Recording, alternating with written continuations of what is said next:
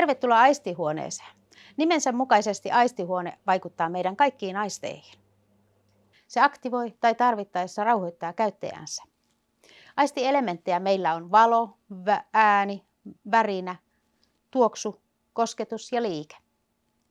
Sisustuksella voidaan luoda lisää tunnelmaa.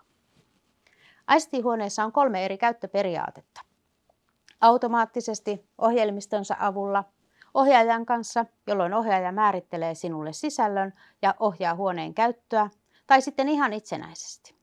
Meillä aistihuonetta voidaan ohjata Android-tabletilla, painikkeilla tai Proximity-laitteen avulla. Aistihuoneen sisältöä voidaan muokata jokaiselle sopivaksi. Kokonainen ympäristö voidaan luoda todella helposti, kuten esimerkiksi nuotion äärellä oleminen tai sitten kaunis paikka järven rannalla tai huvipuistossa vuoristoradan kyydissä.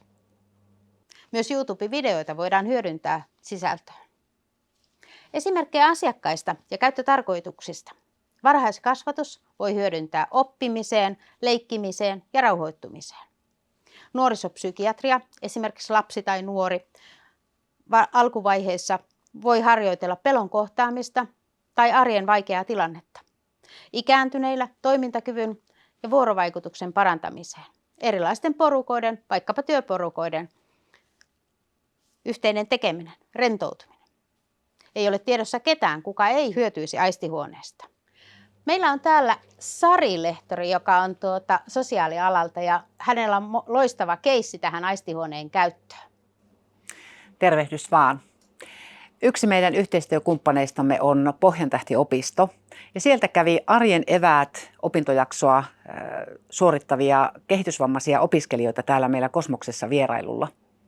Koska heitä oli sen verran paljon, me tarvittiin tämän aistihuoneen lisäksi tuo Areena-luokka tuosta vierestä myöskin käyttöömme. Areenassa oli sirkuskoulu ja täällä aistihuoneessa oli huvipuisto. Ja tuolla sirkuskoulussa opiskelijat pääsivät kokeilemaan tasapainoaistiaan ja tuntoaistiaan ja myös koordinaatiokykyä. Ja voin sanoa, että kaikki läpäisivät kirkkaasti sirkuskoulun. Tässä aistihuoneessa meillä oli sitten karuselli, jossa jokainen pääsi pyörimään ja pyörittämään sitä karusellia. Ja sen lisäksi he pääsivät sitten vuoristorataan, minkä Teijakin jo mainitsi, kokeilemaan vähän vauhdin hurmaa ja huumaa tämän meidän videokuvan ja sitten näiden meidän tärinätyynyjen avulla. Ja siinä kuulkaa vähän vatsanpohjastakin saattoi ottaa.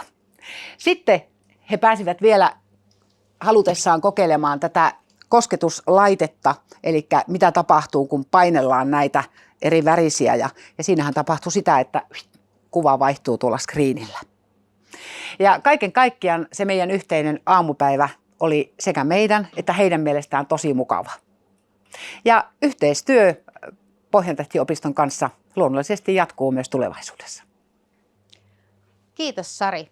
Mikäli sinä kiinnostuit aistihuoneen käytöstä, tule ihmeessä tutustumaan. Ja katsotaan, millainen palvelukokonaisuus sinulle voidaan luoda. Palveluhinta riippuu ohjaajan ja ohjelmoinnin tarpeesta. Laita minulle mailia teija.kanto@lapinaamukit.fi. Nähdään aistihuoneessa.